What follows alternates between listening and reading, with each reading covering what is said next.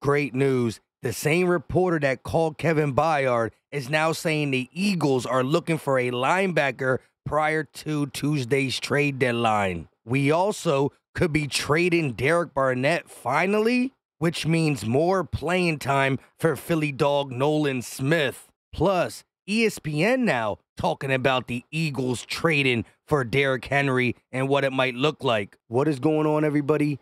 I go by Philly Mike, and this is the Philly Talk Podcast. And today, as always, we got a lot to get into. But before we do that, Eagle Nation, can I ask y'all for a favor? Help your boy out.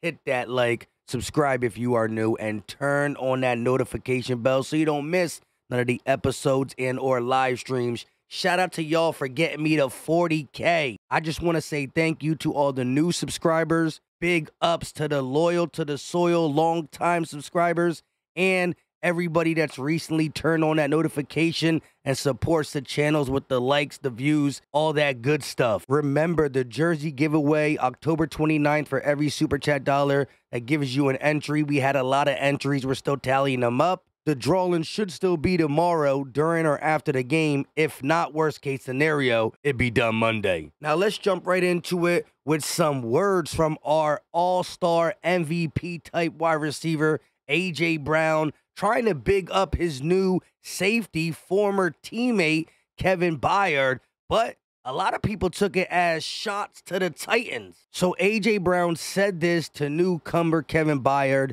"You're a winner now. You're a winner now. Things are done differently around here." And so like clockwork, you had Titan fans crying about it. You had Eagle fans saying that A.J. Brown's calling him out, and maybe he is, but at the end of the day, I think he's just more focused on what we got going on over here, the winning, and the fact that we added a winner who deserves the win, right? I think it's more along the line of A.J. Brown realizing, I reached my potential in Philadelphia, and now Kevin Byard, after your first practice, soon to be first game, I think you can reach your potential in this organization. That's where I'm going to go with it. At the end of the day, Tennessee Titans, thank you. Listen, if we accomplish anything this year, we are going to have to send the nicest of thank you cards to the Tennessee Titans for A.J. Brown and now Kevin Byard. Shout out to Vrabel, Northeast Ohio connection. Dude, loving that. Again, it's not just us cool Eagle fans talking about the thank you note that needs to be delivered to the Tennessee Titans. But anyways, let me know in the comment section, is he calling them out or is he more hype for the here and now? Moving along to some selling and buying that the Eagles could be doing. According to Albert Breer, the Eagles are open to dealing former first-round pick Derek Barnett. Now, this ain't breaking news because he was told he could seek a trade before the season started. Nobody really jumped to the fact that he was able to seek a trade. However, he's got some playing time with the Eagles. Didn't really record no stats. We know more penalties and sacks, blah, blah, blah. However, if Howie could get a 5th, a 6th, a 7th round pick for him, I think it's a plus. Why? Because you get some of the picks back that you traded for Kevin Byard, and Nolan Smith gets more PT, especially with him looking healthy, coming off his first sack in the NFL against the Miami Dolphins. The more time he's on the field, the more opportunities for that dog, Philly dog, to get at the quarterback. Let me know, though, do you ever see Derek Barnett being traded for anything? Let me know in the comment section. Let's get to this crazy ESPN trade because I talked about on my last video Derrick Henry as a possibility, and it's not just Eagle fans and Eagle content creators. We got an ESPN proposed trade. Mike Tannenbaum's potential trade for Derrick Henry on ESPN. Eagles receive Derrick Henry and a 2024 7th-round pick, and the Titans receive a 2024 4th-round pick and a 2025 3rd-round pick. Let me know those thoughts on that. I seen people going back and forth. That's too much for a running back that you might only have for 1 year because Howie's not going to pay him. A lot of people saying that's a great deal because a 3rd and a 4th and the 2-year future, man, we could get them picks back. It's Howie Roseman.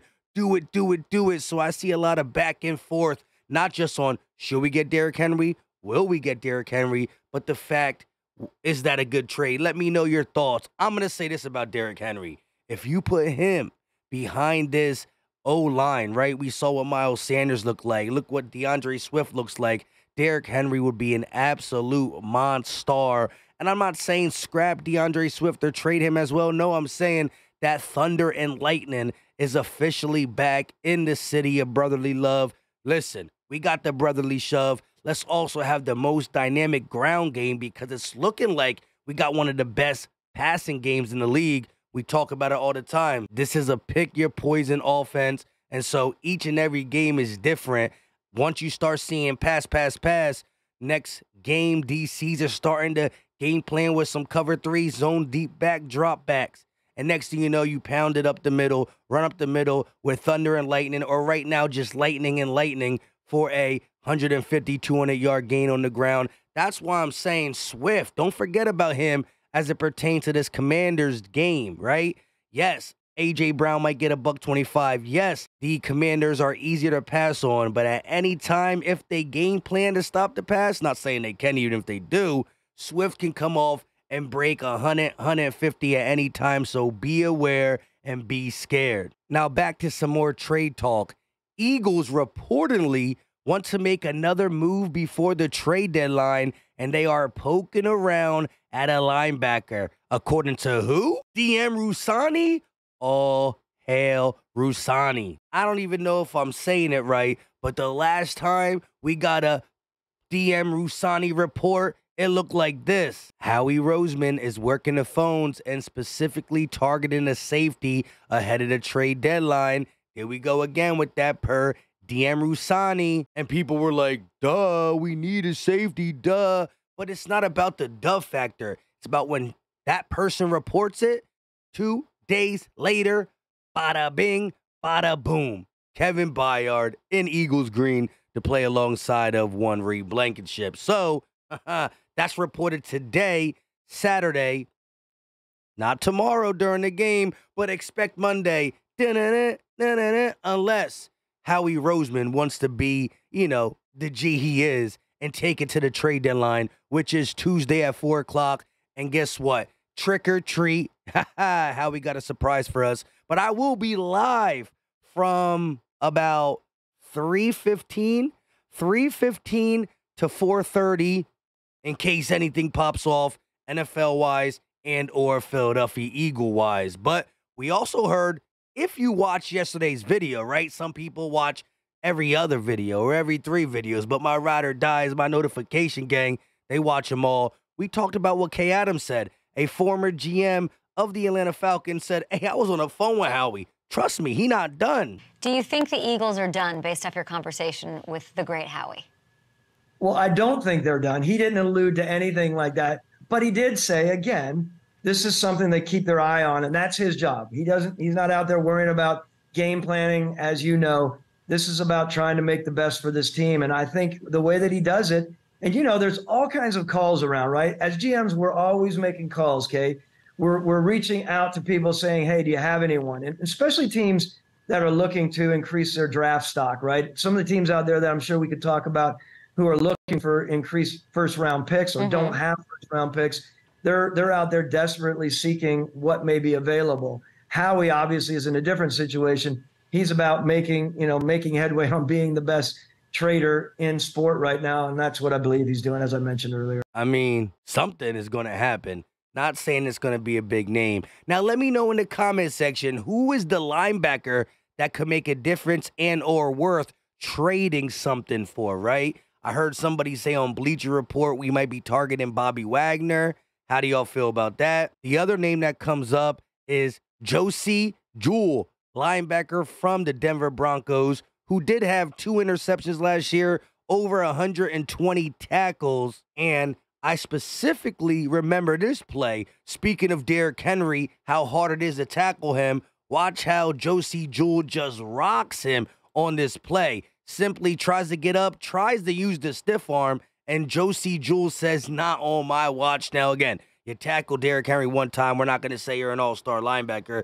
He's just a name because the Broncos are in sell mode. That's the first one that comes to my head. but y'all know y'all football. Think of a linebacker that Howie Roseman could be thinking about, and that's no slight on Nakobe Dean, right? I think he played a great game versus the Miami Dolphins. Just this play alone was big because that's Tyreek Hill.